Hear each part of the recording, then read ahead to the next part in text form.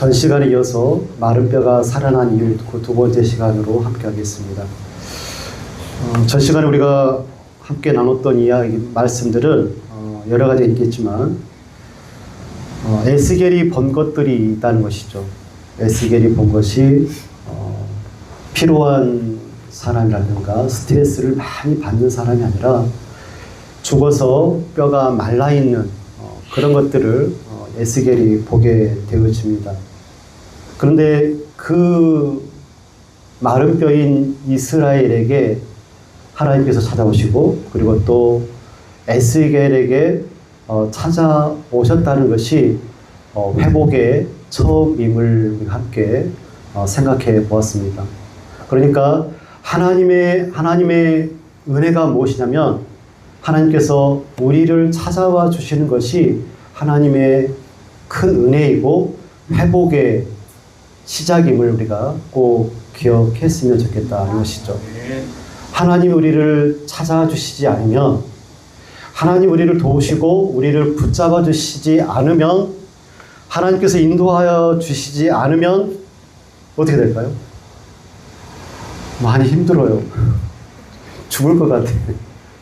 그러나 하나님께서 찾아오셨습니다. 에스겔을 찾아오셨고 많은 믿음의 선진들에게 찾아오셔서 그들을 위로하시고 회복해 하여 주셨습니다.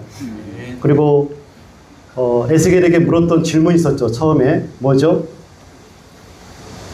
성경에 보면 하나님의 영이 임하셨고 에스겔에게 물었던 게 있어요. 몇 절입니까? 몇 절? 3절 보세요. 3절에 뭐라 그러면 그가 내게 이르시되 인자야 이 뼈들이 능히 살 수 있겠느냐 하시기로 내가 대답하되 주 여호와여 주께서 아시나이다. 아멘. 여러분, 마른 뼈들이 살아날 수 있겠습니까? 마른 뼈들은 살아날 수 없죠. 킬링 필드에 그 수천 수만 수백 개 그 어마어마한 그 뼈들이 쌓여져 있는 그 모습을 보고 누가 그 뼈들이 살아날 수 있겠다라고 말할 수 있겠습니까? 그런데 질문하시는 분이 누구나 얘기죠. 만약에 제가 여러분에게 그런 질문을 했다고 한다면 여러분의 답은 한 가지일 겁니다. 아니 못 살아나라고 말할 수 있겠지만 하나님께서 물으시면 우리는 어떻게 대답해야 됩니까? 믿음으로 대답해야 됩니다. 하나님만이 아십니다. 하나님께서 하실 겁니다. 이것이 바로 믿음이라는 것이죠. 그 믿음의 말을 에스겔이 하고 있는 것을 보게 되어집니다. 더 나아가서 회복은 어디에서 시작됩니까? 말씀으로 시작이 되어집니다. 말씀이 곧 생명입니다. 말씀은 창조의 능력이 있죠. 하나님께서 무엇으로 이 세상을 창조하셨습니까? 말씀으로 창조하셨습니다. 예수 그리스도께서 사역하실 때 무엇으로 치유하시고 이적을 일으키셨습니까? 말씀으로 하셨습니다. 그 모든 것들이 말씀으로 시작하셨죠. 말씀이 곧 능력이고 창조의 역사를 일으킨 줄로 믿습니다. 그래서 찾아오시는 하나님의 은혜가 회복의 시작이고, 그리고 회복은 무엇으로 시작이 된다고요? 하나님의 말씀으로 또 시작된다라는 것을 우리가 저번 시간에 함께 했습니다. 오늘은 두 번째 시간으로 회복은 성령으로 완성이 됩니다. 아멘. 이거를 우리가 기억했으면 좋겠습니다.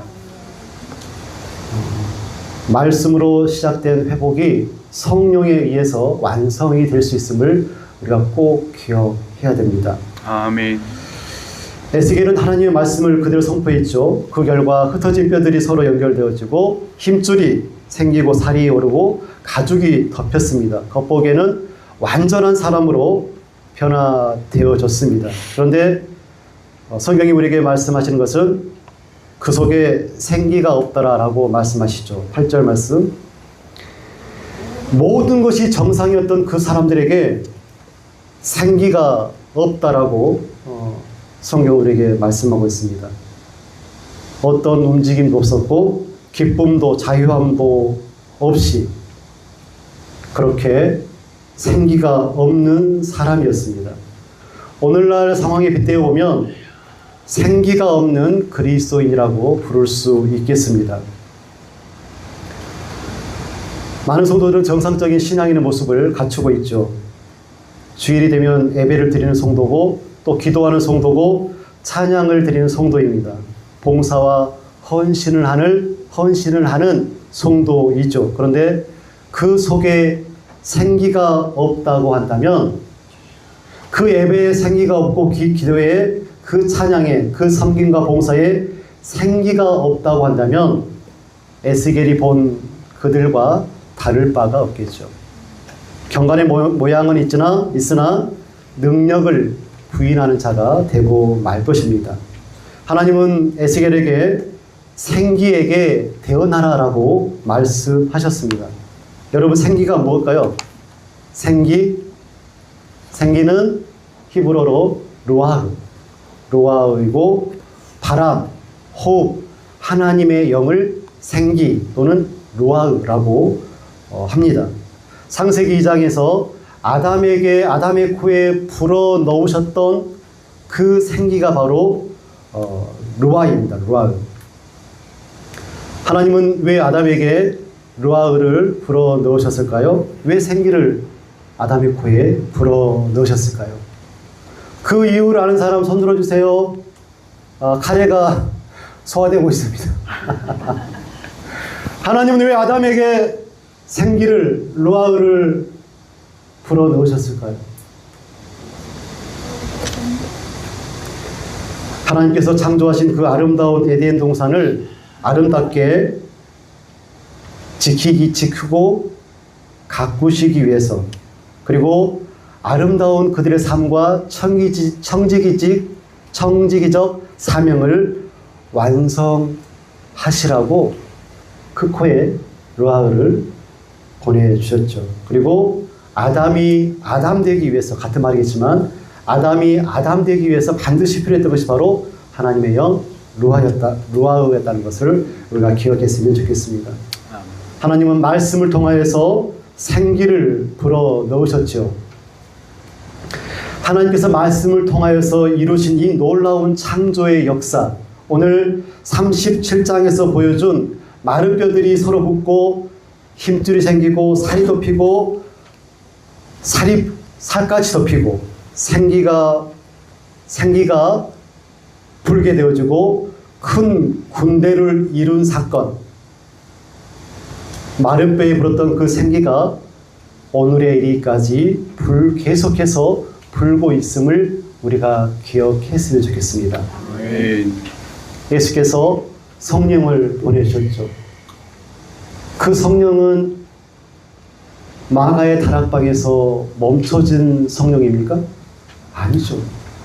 지금까지 계속해서 불고 있는 바람이 성령의 바람입니다. 아멘. 오순절에 임했던 성령의 임재와 미국의 대각성 운동들, 그리고 웨일스 대부흥, 그리고 평양 대부흥 운동, 현재에 있어서 아시아와 아프리카에 일어나고 있는 성령의 대부흥 운동에 이르기까지 이 모든 역사가 에스겔 37장의 현대적 메시지라고 볼 수가 있습니다. 계속해서 이어지고 있는 성령의 역사라고 볼 수 있겠죠. 예수님께서는 십자가에서 죽으시고 부활하신 후에 제자들에게 찾아오셨습니다. 그때 하신 말씀이 어떤 말씀이신지 아신가요? 성령을 받으라는 말씀입니다. 요한복음 20장 22절 말씀입니다. 이 말씀을 하시고 그들을 향하여 숨을 내쉬며 이르시되 성령을 받으라. 예수님께서 제자들을 향하여서 숨을 내쉬며 성령을 받으라 라고 말씀하셨습니다. 예수님은 부활하심으로 죽음을 이기셨을 뿐만 아니라 성령을 통해서 죽은 영혼을 살리신 분이 바로 예수님이십니다. 아멘. 성령을 받기 전 제자들의 모습이 어떻습니까? 겁과 두려움에 사로잡혔던 그 영혼들이 성령을 통하여서 강하고 담대해졌습니다. 복음을 전하고 각종 병을 고치고 귀신을 내어 쫓았습니다. 어떤 의미가 있을까요? 성령을 받고 생기가 불자 제자가 되었고 용사가 되었고 큰 군대가 되었다는 것입니다. 그렇다면 결론은 한 가지죠. 생기가 들어가야 됩니다. 우리 가운데 루아흐가 하나님의 영이 들어와야 합니다. 아멘. 10절 말씀을 보십시오. 이에 내가 그 명령대로 대언하였더니 생기가 그들에게 들어가매 그들이 곧 살아나서 일어나 서는데 극히 큰 군대더라. 아멘. 생기, 루아흐, 하나님의 성령이 들어가야 살아날 수가 있습니다. 아멘. 살아나야 큰 군대가 될 수가 있습니다. 아멘. 모든 회복, 우리 가운데 있어지는 모든 회복은 하나님의 은혜와 사랑으로부터 시작이 되어지고 성령의 역사에 의해서 이루어지는 것임을 우리가 꼭 믿으시기를 간절히 축복합니다. 아멘. 회복이 성령에 의해서 완성되어집니다. 그러면 우리가 기억해야 될 회복의 목적이 무엇인지를 우리가 기억해야 됩니다. 하나님은 왜 이스라엘 백성들을 성령을 통하여서 말씀을 통하여서 회복시키시고 왜 우리를 이 땅 가운데 두셔서 하나님을 믿는 예수 그리스도를 믿는 교회로 성도로 회복시키시고 세우신 그 목적이 무엇일까? 그게 뭐라고 성경은 우리에게 증언하고 있습니까? 왜 우리를 회복시키셨을까요? 답은 무엇입니까? 오늘은 10절 말씀만 계속 하려고 10절 말씀 10절 말씀 다 같이 시작. 이에 내가 그 명령대로 대언하였더니 생기가 그들에게 들어가매 그들이 곧 살아나서 일어나 서는데 극히 큰 군대가. 아멘. 10절 말씀은 오늘 찬양도 빡세게 해가지고 뭐가 안 나오는데 여러분 10절 말씀은 37장의 절정이라고 볼 수가 있습니다. 하나님의 말씀이 선포되어지고 성령의 생기가 임하자 마른 뼈들이 단순히 살아나는 것에 끝나지 않았습니다. 10절 말씀 생기가 그들에게 들어가며 그들이 곧 살아나서 일어나 서는데 극히 크고 큰 군대더라 라고 말씀하십니다. 하나님께서 죽은 자를 살리신 목적, 성도를 회복시키신 그 목적이 무엇이라고요? 단순히 생명을 연장시키는 것이 아니라 하나님은 그들을 다시 일으켜 세우셔서 하나님의 군대로 세우시기 위해서 그 마른 뼈들을 서로 붙게 하고 사람이 되게 하고 생기를 그 속에 불어넣으셔서 회복시키셨습니다. 우리가 회복이라는 말을 들었을 때 흔히 우리는 이렇게 단순하게 생각할 수가 있겠죠.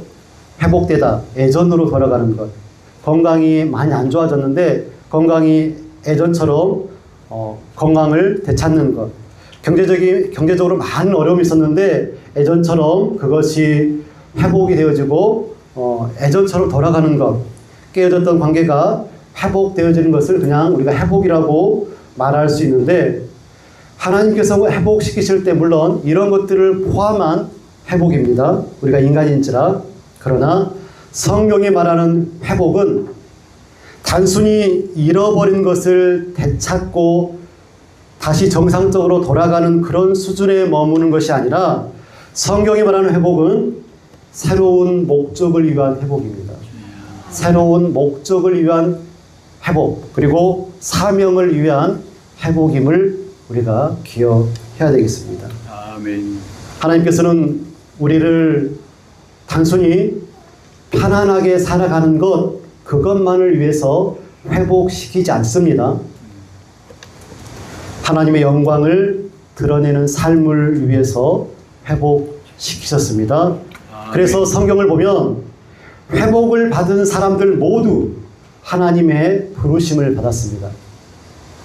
하나님께서 회복시키시고 그들을 불러 무언가를 제안하고 사명을 허락하셨다는 것이죠. 아브라함은 하나님의 은혜를 경험한 후에 열방의 복이 되었습니다. 모세는 광야에서 하나님을 만난 후에 이스라엘을 회복시키는, 해방시키는 사명을 감당했습니다. 이사야는 죄사함을 받은 후에 내가 여기 있나이다, 나를 보내소서라고 고백했습니다. 베드로는 자신의 실패를 용서받은 후에 내 양을 먹이라라는 사명을 받았습니다. 사도 바울 역시 다메섹 도상에서 예수 그리스도를 만난 후에 평생 복음을 전하는 사명을 받고 그 사명을 감당했습니다. 여러분은 이 세상을 살펴볼 때 이 세상이 어떤 세상으로 보이십니까? 우리가 살아가는 이 세상, 에스겔이 보았던 그 골짜기와 전혀 다릅니까? 많이 비슷합니까? 많이 비슷하죠, 여러분. 과학과 기술은 눈부시게 발전했지만 사람의 마음은 여전히 황폐해집니다. 여러분, 우리 애들 휴대폰 하죠? 제가 5년 전만 해도 애들이 소파에 앉아서 이렇게 보더라고요. 핸드폰을 이렇게 봐요.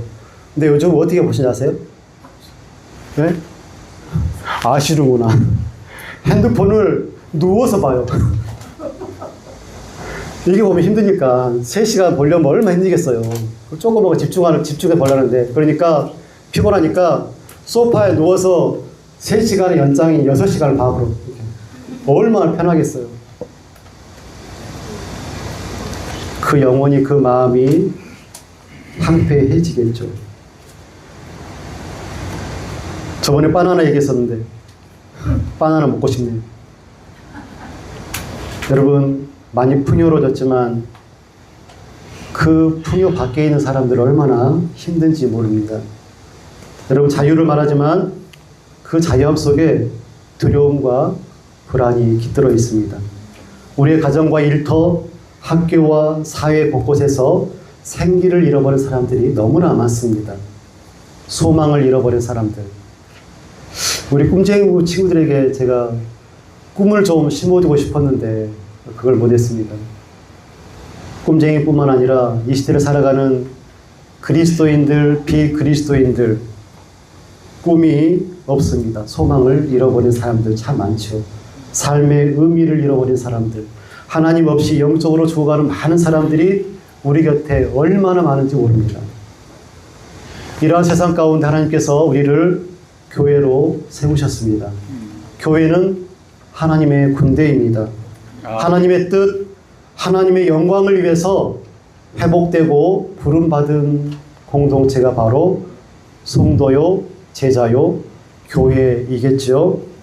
사랑하는 성도 여러분, 하나님의 군대로 당당히 서시기를 부탁드립니다. 아멘. 그렇다면 천하무적 하나님의 군대는 어떻게 이루어지고 어떻게 만들어질 수 있을까요? 제가 본문을 통해서 말씀을 드렸습니다. 천하무적 하나님의 군대는 어떻게 만들어질까요? 첫 번째, 뭡니까? 뭐라고요? 예, 맞습니다. 찾아오시고 말씀하셨죠. 하나님의 군대가 되려면, 강력한 하나님의 군대가 되려면 말씀을 들어야 합니다. 찾아오신 하나님께서 하신 그 말씀을 들어야지만이 하나님의 군대가 될 수 있습니다. 4절 말씀. 4절 말씀 다 같이 읽겠습니다. 시작.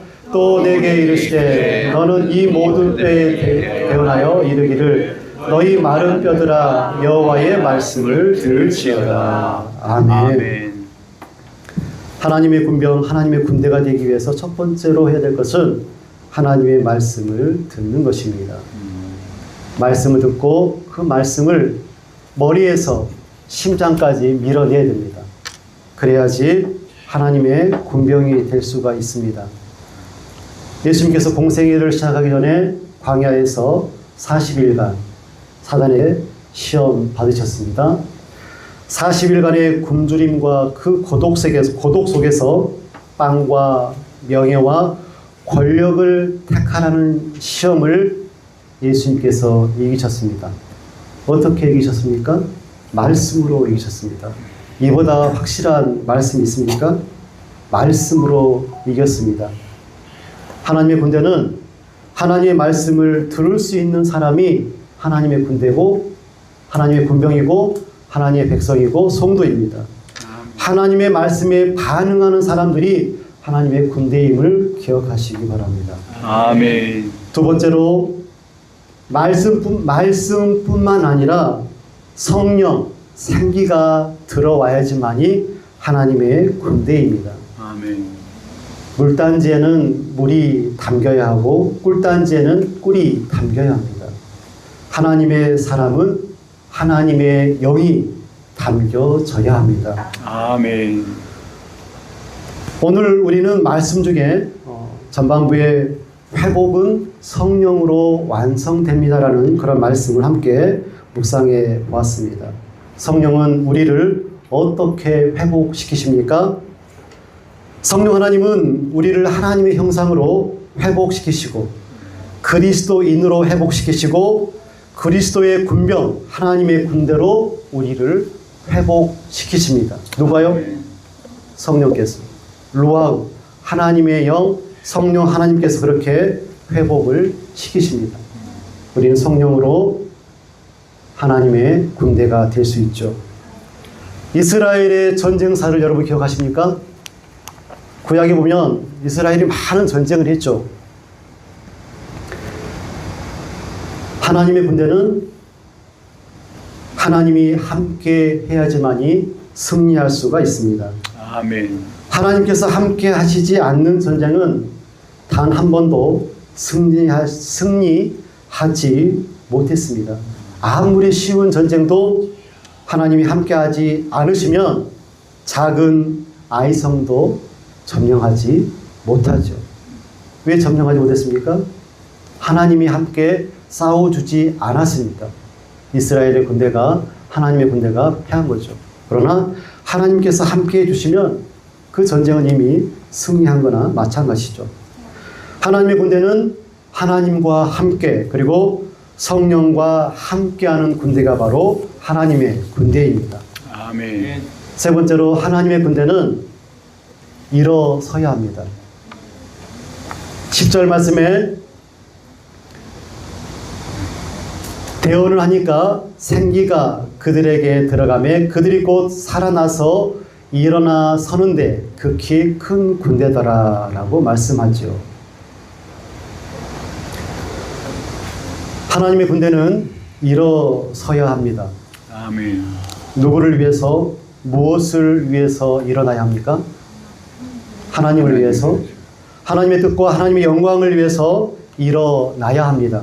아멘. 사도행전 2장 14절 말씀에 베드로가 11 사도와 함께 서서 소리를 높였다고 증언합니다. 예수님을 저주하고 부인했던 베드로, 하지만 예수님을 만나고 오순절에 성령이 임하자 그는 숨어있는 사람이 아니라 사람들 앞에서 담대히 복음을 전했던 사람입니다. 하나님의 군대는 일어서야 합니다. 하나님과 예수 그리스도의 한량없는 사랑과 은혜를 충만히 받은 사람이라고 한다면 생명의 말씀, 창조하시는 말씀, 사단을 능히 물리칠 그 말씀을 소유한 병사라고 한다면 성령 하나님과 함께하는 군대라고 한다면 일어서서 진군하는 것이 맞지 않겠습니까? 아멘. 하나님의 군대로 일어서서 진군하는 우리가 되었으면 좋겠습니다. 아멘. 네 번째로 하나님의 군대는 혼자가 아니라 함께 서는 공동체입니다. 하나님께서 원하시는 것은 오늘 10절 말씀에 극히 큰 군대더라라고 말씀하시죠. 하나님이 원하시는 것 큰 군대. 11절 말씀을 한번 보십시오, 여러분. 또 내게 이르시되 인자야 이 뼈들은 이스라엘 온 족속이라. 그들이 이르기를 우리의 뼈들이 말랐고 우리의 소망이 없어졌으니 우리는 다 멸절되었다 하느니라. 11절 말씀처럼 소망이 없고 멸절되었다 말하는 이스라엘이 아니라 이스라엘 전체가 하나님의 영으로 회복되고 능력을 힘입는 강력한 이스라엘, 강력한 하나님의 군대를 하나님께서 원하시고 계시죠. 베드로가 아까 사도행전 2장 11절에 혼자 복음을 전했습니까? 아니죠. 베드로도 11사도와 함께 서서 소리를 함께 높였다라고 말씀합니다. 마른 뼈 하나는 하나님의 군대가 될 수 없습니다. 각자의 은사가 다르고 역할이 달라도 우리가 그리스도 예수 안에서 연결되어서 함께 서는 하나님의 군대, 하나님의 공동체가 되기를 소원합니다. 아멘. 세 번째로 하나님의 군대는 생명의 바람을 전하는 사람이 되어야 합니다. 무엇을 전해야 된다고요? 생명의 우리 희윤이가 제일 열심히 듣네요. 앉아서. 생명의 바람을 전하는 사람이 하나님의 군대입니다. 하나님은 에스겔에게 생기에게 대언하라라고 말씀하셨죠. 왜 하나님께서 직접 마른 뼈에게 생기를 불게 하지 아니하시고 에스겔을 통하여서 말씀을 선포하게 하시고 생기를 불게 하셨을까요? 이것이 하나님의 방법이기 때문에 그렇습니다. 회복은 나 한 사람의 변화로 끝나서는 안 됩니다.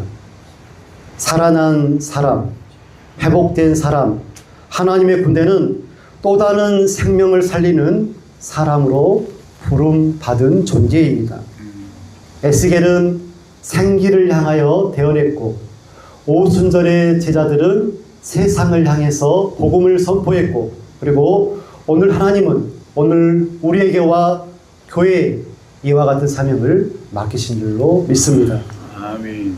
마른 뼈 같은 사람들, 소망을 잃은 사람들, 상처 속에 살아가는 사람들, 하나님이 없이 살아가는 사람들, 그들에게 예수 그리스도를 선포하는 사명이 오늘 우리에게, 회복된 우리에게, 교회인 우리에게 맡겨진 사명인 줄로 믿습니다. 아멘. 우리는 사람을 잘 변화시키기 어렵습니다. 우리 스스로는. 하지만 복음은 전할 수가 있죠. 복음은 우리가 전할 수 있습니다. 예수 그리스도가 생명 되심을, 구원자 되심을, 능력 되심을, 사랑이심을 선포할 수가 있죠. 그 복음이 전해지는 그곳에 성령 하나님은 그곳에서 죽은 이들을 살리실 줄로 믿습니다. 아멘. 교회는 생명을 흘려보내는 공동체입니다. 어떤 교회는 그 생명력을 막 갉아먹고, 목회자들도 그 생명력을 갉아먹고 훼손하고, 성도들도 마찬가지고, 생명을 소비하는 공동체가 아니라 생명을, 복을 흘려보내는 공동체가 교회이죠. 아멘. 하나님께서 원하시는 것은 회복된 성도를 통해서 또 다른 생명이 살아나는 것입니다. 아멘. 요단 강가에서 세례를 받으시고 성령을 받으셨던 예수님이 인류를 구원하셨던 그 십자가의 원리 그대로 그렇게 다른 사람들을 살려내기를 바라시고 계신다는 것이죠. 하나님은 에스겔에게 물으셨습니다. 인자야, 이 뼈들이 능히 살아나겠느냐? 오늘 우리에게 주신 하나님의 질문입니다. 우리의 현실이 마른 뼈처럼 보일 때가 있어요. 내가 마른 뼈처럼 보이고 주위에 많은 사람들이 마른 뼈인 것처럼 보일 수가 있죠. 암담하고 손도 쓸 수 없는 그 암담한 상황 가운데 그들이 생기를 잃고 마른 뼈처럼 자부러져 있는 그런 현실을 우리가 맞닥뜨리며 살아갈 수도 있습니다. 아, 끝인가? 라고 생각되어졌을 때 하나님의 계획은 거기가 끝이 아니다 라고 말씀하십니다. 하나님은 말씀으로 부르시고 그리스도의 십자가와 부활로 생명의 길을 여섰으며 성령의 생기로 우리를 다시 살리셨습니다. 그리고 살아난 우리를 세상으로 보내셨습니다.